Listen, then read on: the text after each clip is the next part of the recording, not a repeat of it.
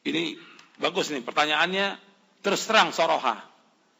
Kata orang Arab sorohah roha. Gitu. Kata orang, kata orang, ustadz itu keras dalam isi kajian. Pasti banyak yang tidak suka. Bagaimana ustadz menyikapinya? Ya kan kata orang. Sekarang ini soroh bagus ibu-ibu begini. Sekarang yang saya sampaikan itu pendapat saya atau dalil? Dalil kan? Ini dalilnya Quran, dalil hadis. Yang kita bawanya antum hitung aja berapa dalil itu. Puluhan dalil dari kita ngaji kemarin sampai sekarang. Puluhan dalil. Quran, hadis. Cuma karena orang ngajinya nggak pernah pakai dalil, begitu dengar dalil merah telinganya. Itu masalahnya. Wah saya kena nih. Akhirnya keras ustadznya. Kenapa dia kena terus? Ini maksiat, ini dosa, ini nggak sholat berjamaah, ini cukur jenggot, ini nggak pakai jilbab. Kena terus dari kemarin. Jadi apa kesimpulan pulang? Ustadznya keras. Padahal justru ini kita sayang kepada umat. Coba bawakan, ya antum lihat di surah At-Taubah tentang Nabi Muhammad sallallahu alaihi wasallam. Allah berfirman dalam surah At-Taubah ayat 129, "Laqad ja'akum rasulun min anfusikum azizun 'alaihi ma 'anittum harisun 'alaikum bil mu'minina raufur rahim." Telah datang pada kalian seorang rasul dari diri kalian, dari jenis manusia, dari bangsa Arab. Azizun 'alaihi ma 'anittum. Terasa berat bagi dia apa yang menyusahkan kalian. Harisun 'alaikum, berkemauan keras untuk memberikan hidayah kepada kalian. Memberikan hidayah kepada kalian dunia dan ukhrawi. Bil mu'minina raufur, sangat kasih dan sayang kepada umat. Antum lihat bagaimana Nabi dalam berdakwah sallallahu alaihi wasallam. Nabi menjelaskan kepada umat. Untuk apa? Untuk bertauhid kepada Allah, untuk meninggalkan berhala-berhala. Nabi larang mereka berbuat zina, Nabi larang mereka minum khamar, Nabi larang mereka berpakaian telanjang, disuruh pakai jilbab. Dijelaskan semua oleh Nabi. Disuruh mereka untuk sholat berjamaah. Dilarang mereka berbuat syirik, berbuat kekufuran, dilarang mereka berbuat bidah. Ini sayang kepada umat. Ini sayang kepada umat. Dilarang mereka durhaka pada orang tuanya. Ini bentuk sayang. Nah sekarang yang ada para dai, para ustadz tidak menjelaskan itu. Apalagi bicara soal bid'ah, anti bid'ah, mereka nggak mau sebut bid'ah karena dianggap oleh mereka memecah belah umat. Justru dengan kita sebutkan bid'ah, yang pertama kali menyebutkan bid'ah siapa? Rasulullah SAW. Justru kita jelaskan kepada mereka agar umat tidak jatuh dalam perbuatan bid'ah, agar umat tidak jatuh dalam perbuatan syirik. Jelaskan kepada mereka bentuk-bentuk kesyirikan yang masih dilakukan oleh kaum muslimin. Nah, bentuk kesyirikan banyak yang sudah saya contohkan kemarin. Banyak dilakukan oleh kaum muslimin. Nah, ya, tadi juga saya jelaskan. Nah, ini harus dijelaskan supaya apa? Supaya mereka tidak berbuat syirik. Pokoknya jatuh dalam kesyirikan, kesian mereka. Ancamannya apa? Neraka. Ketika mereka berbuat dia ancaman neraka. Ketika mereka durhaka pada orang tua, ancamannya neraka.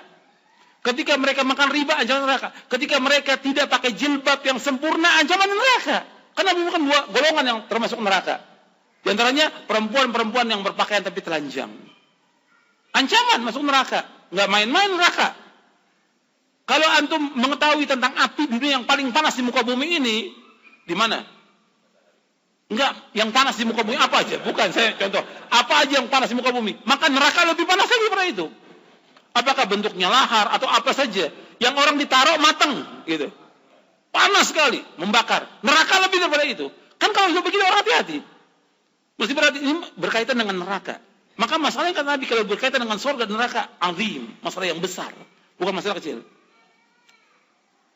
Maka kita harus jelaskan kepada umat, yang hak itu hak, yang batil itu batil. Kenapa? Bentuk sayang kepada umat. Nah sekarang banyak ustaz-ustaz yang tidak menjelaskan, dibiarkan. Nah ketika dibiarkan, ya yang penting orang senang. Pendengarnya senang. Yang penting ibu-ibu senang.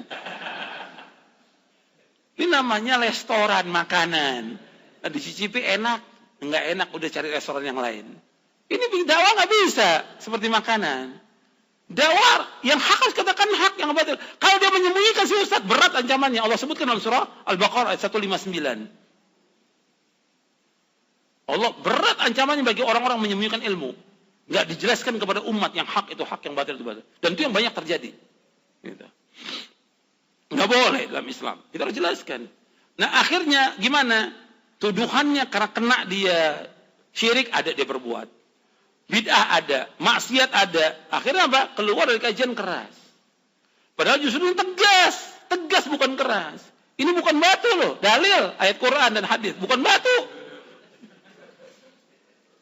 Jadi dia anggap keras.